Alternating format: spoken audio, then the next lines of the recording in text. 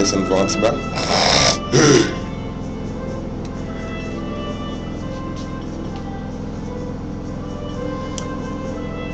Shalom, shalom, mes frères et sœurs. Nous disons bon Dieu merci de ce qu'il permet de nous disposer et disponibles.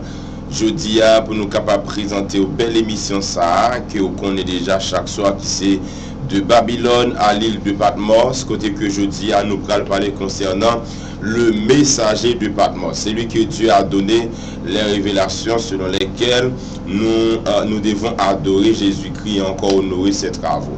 Eh bien, c'est un contentement pour nous. Merci avec chacun qui est déjà disposé et disponible pour ça. Nous pourrons permettre que vous connaissiez des secrets extraordinaires concernant Jésus. Pas oublier, mes bien-aimés frères et sœurs, nous commençons l'enseignement ça dans un sujet côté que pour nous présenter le messager de Patmos qui c'est Jésus-Christ de Nazareth. Alors que, alors, le sujet ça sortit dans bibliologie. Qu'est-ce que la bibliologie? C'est l'étude de la Bible, de ses histoires et de ses coutumes, etc. Alors c'est ça la bibliologie. Mais bibliologie, elle est sortie de la théologie. Il y a la théologie systématique, théologie contemporaine, théologie historique et biblique. Eh bien, ça nous parle pour pouvoir sortir de la théologie systématique. Et dans la théologie systématique, là nous pouvons retrouver environ 12 doctrines, commençant par la théologie systématique, à parler de la théologie systématique.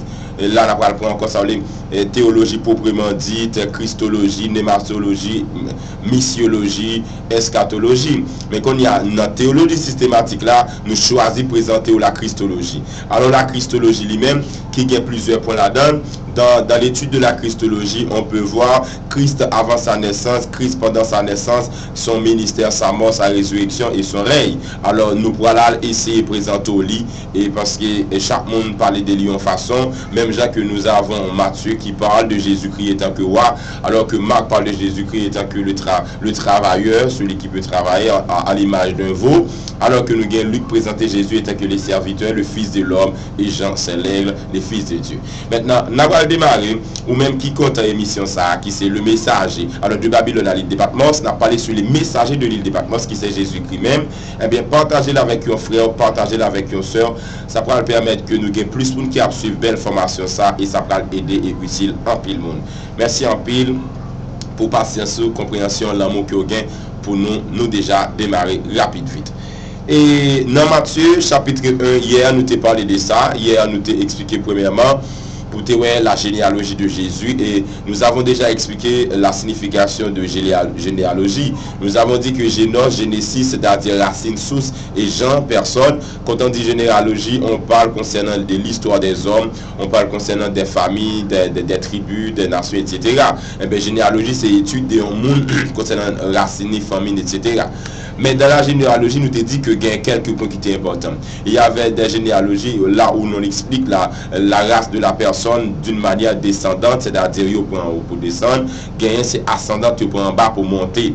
Il y a encore des personnes qui sont des personnages clés dans la question généalogie, et nous te montrons quelques gens qui étaient des personnages clés. C'était premièrement Abraham, la lignée raciale de Jésus concernant la spiritualité, parce qu'avec Abraham on a commencé avec la foi. Ensuite il y avait David pour expliquer la lignée royale, parce que David venait de la tribu de Juda, et on en parle toujours, la tribu de Juda, là où viennent tous les rois. Maintenant, on nous avancer. Et après ça, nous te parlé encore, et ça qui était étonné dans la généalogie de Jésus, c'est parce que tu as parlé de 4, alors environ 5 filles, pour prouver que la vie n'est pas vraiment ok. Bien heureusement, les Seigneurs Dieu permettent que nous fixés dans la généalogie. Si nous tapons Abraham et David, un menteur et un maîtrieur, si nous tapons deux petits Isaac et Isaac qui c'est un menteur, et puis nous avons Salomon qui c'était encore un adultère, tout le monde ça a signalé dans la généalogie. Il descend plus bas pour nous Tamar avec Rahab, prostituée, pour nous joindre Bathsheba ensemble avec nous dit Ruth, c'est un de nous qui étaient païens, etc. Mais Dieu permet que yo fixé dans la généalogie. En tout cas, depuis avant même que Jésus-Christ prenne naissance, il permet que plusieurs monde apprennent comme si plusieurs monde qui étaient humiliés, qui partent dans le projet, ils paraissent dans l'histoire et viennent recevoir plus de grâce, plus de faveurs que vous pas jamais gagné depuis avant. Et c'est de Jésus ça que nous venons parler et nous venons expliquer, et ça va être utile à connaître Jésus, puis bien à enseigner Jésus, à vivre Jésus et à comprendre notre bagage extraordinaire. Alors que dans la généalogie, nous t'ai parlé premièrement concernant la généalogie de Jésus. Nous avons déjà vu tous les personnages clés de la généalogie de Jésus, mais je dis à lui-même, c'est pas la généalogie de Jésus, c'est la naissance de Jésus. Dans la naissance de Jésus, il y a plusieurs points et qui nous pourront expliquer. Premier point, c'est que, au cas déjà, ouais, image, c'est une image traditionnelle qui est toujours prêt pour expliquer la naissance de Jésus. Mais quand même, nous, Kimbeli, parce qu'il y a des gens qui sont des bébés, qui peuvent comprendre une série de bagages, c'est important pour regarder l'image là, parce que les regarder l'image là, il est un peu motivé. Mais pour même qui a maturité, ça n'a pas un problème. En tout cas, nous utilisons l'image pour nous permettre de nous comprendre plus bien. Ok, on a parlé dans Matthieu chapitre 2. Matthieu chapitre 2. Pour nous parler concernant la naissance de Jésus. Je me souviens que l'elle commençait, elle a dit que au temps du roi Hérode. Laisse-moi prendre la Bible. Au temps du roi Hérode. Au temps du roi Hérode. Comment elle fait dire au temps du roi Hérode? Comment elle fait commencer pour dire au temps du roi Hérode? On a regardé. Au temps du roi Hérode, qu'est-ce qu'il y avait? Est-ce que vraiment Hérode a gagné un temps?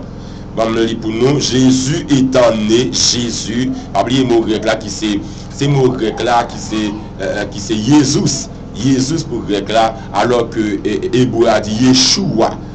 Bien que il y ait une pile discussion concernant ça, mon cap dit est-ce qu'il a baptisé au nom de Jésus ou bien au nom de Yeshua, est-ce qu'il doit prier au nom de Jésus ou bien au nom de Yeshua. Bon, c'est un pile discussion, mais seulement ça me capable dire nous. Là où dit Jésus, c'est en grec qui veut dire Jésus, et là qui dit Yeshua en hébreu qui veut dire Jésus. Jésus étant né. Il y a plusieurs différences entre la naissance, la croissance, la maturité et même encore dans la création. Nous connaissons que Adam pas né, Adam est créé. Parce que Dieu prend poussière terre, selon Genèse chapitre 1 verset 26, faisons l'homme à notre image, selon notre ressemblance. Ensuite dans Genèse 2 verset 7, il dit Dieu prit de la poussière de la terre et puis il formait l'homme. C'est Yadzar, il formait l'homme. Nous connaissons Adam pas né, Adam est créé. Et là, on a besoin de moi, Yahweh et puis Hazar. Yahweh, Hazar, nous avons une contraction qui dit Yadzar, qui veut dire Dieu forma. Maintenant, Dieu formé Adam, Dieu créé Adam, et Adam c'était déjà un être qui était une maturité. Et ça fait à peine il fait Dieu te dit, tu pourras manger, tu ne pourras pas manger. S'il pas de maturité, le Seigneur Dieu pas ta balle sale de faire à ça qu'il pas de faire. Et jugement est très dur pour Adam. C'est pour ça, c'est une raison pour prouver qu'il était tout de maturité. Maintenant, mais pour Jésus, eh bien, on nous a commencé et c'était la naissance. Jésus prend naissance. Mais que sa naissance était vraiment de manière très différente que les autres personnes, mais c'est Jésus prend naissance. Jésus étant né à Bethléem. Beth et puis Léhem. Bethléem. Beth veut dire maison. Beta veut dire maison. Léhem veut dire pain. Quand on dit Bethléem, on dit maison du pain. Bethléem, maison du pain. Et c'est là que nous avons Elimelech qui était sorti, c'est là David sorti, parce qu'il y a Bethléem Ephrata. Parce qu'il y a plusieurs Bethléem, mais pour t'expliquer qui est Bethléem qui n'a pas c'est Bethléem Ephrata. L'on dit Ephrata, encore on parle de l'Ephratien, David, Isaïe, etc. Jésus, Yeshua, qui veut dire qui ça? Le Sauveur, né, te prend naissance. Et puis qui ça veut dire encore? En Judée. C'est à Judée. Ensuite, nous continuons pour dire au temps du roi Hérode. Hérode avait un temps, mais bien mes frères et sœurs, laissez-moi vous dire quelque chose concernant le temps. Il y a le temps qu'on appelle chronos, le temps chronos, c'est le temps numérique, le temps chronos. Il y a le temps aion, qui c'est le temps spirituel, le temps prophétique. Est-ce qu'il nous l'a? Mais que l'on verra ou non, Hérode était content. Et qu'est-ce qu'il a donné ce temps? C'est Dieu qui l'a donné. C'est la raison pour laquelle dans le temps, il a fait ça, il voulu, bon, personne pas qu'à trouver. Tout le monde te guette pas. C'est Dieu qui te permet. Mais pendant ce temps que Dieu te permet, Hérode lui-même, parce que permission que Hérode te gagne, ça commence depuis dans 4 grands royaumes qui te gagne pour te frapper l'humanité. Mais que c'est 7, mais nous parlons concernant 4 pour ne pas troubler. Concernant Babylone pour l'Empire romain, les Médo-Perses, concernant Cyrus les Perses, concernant Gréco-Macédonien, Alexandre le Grand, ensuite nous gagnons l'Empire romain avec les Césars. Et nous connaissons que les Iduméens, les Édomites, c'est eux-mêmes qui font partie des Hérodes, pendant ce temps, nous avons dit l'Empire romain a dominé, monsieur Saotou, il a travaillé ensemble avec l'Empire romain. Maintenant, mes bien frères et sœurs, verset Henri dit encore Jésus qui c'est notre sauveur, et il dit qui ça? Étant né, Jésus a pris sa naissance, et puis il dit à Bethléem, maison du pain. C'est la raison pour laquelle Jésus s'est représenté étant que le pain de vie, parce que la Galilee connue étant que la maison du pain. Ensuite, c'est en Judée, et tout à l'heure, on va expliquer ça pour nous. Question judéaque, ce sera un mystère concernant la nominologie. Les anti-moun prennent naissance, soit bal non, faut qu'on connaisse qu'on bal non, parce que nous avons un gros rôle sur la ville. Et ça qui fait l'homme de Jésus, c'est la lettre J. Ensuite, nous avons Judée, la lettre J. Nous avons encore, nous avons Judas qui va venir la lettre J. Nous avons Jean qui a été périmé la lettre J. Est-ce que nous là? Mais tout à l'heure, nous aurons parlé concernant ce sujet, parce que ce sera un thème très intéressant. Il dit encore au temps du roi Hérode. Quand on dit temps, on voit Chronos. Mais Chronos toujours gagne Aion. Mais qui ça qui permet que Chronos vienne Aion? L'homme dit Chronos, ça veut dire qui ça? Le temps. Parce que l'étude du temps, c'est chronologie. La chronologie, c'est l'étude du temps, des espaces, des périodes et des séquences, etc. Mais là, nous dit Chronos, c'est temps par nous-mêmes, l'homme. Le temps numérique. Le temps superficiel. Le temps naturel. Et alors que ça relé Aion. Aion, lui-même qui c'est temps spirituel. Qui c'est temps spirituel. Temps spirituel là lui-même, il est contrôlé par Dieu. Il est contrôlé par Dieu. Il est contrôlé par Dieu. Il est contrôlé par Dieu. Tant ça, il est contrôlé par Dieu. Maintenant, c'est même qui c'est un prophétique, c'est un temps qui est spirituel. Maintenant, nous connaissons Dieu même, il est représenté en tant que le maître du temps. Tant que l'on dit Yahweh Olam. Yahweh Olam, mais Jéhovah Olam. Olam, il signifie l'éternité. Le Dieu d'éternité. Et l'on dit le Dieu d'éternité, pour parler concernant le Dieu d'éternité, eh bien, le Dieu de l'éternité a fait intervention ici sur la terre. C'est pas tant Chronos, c'est un Aion.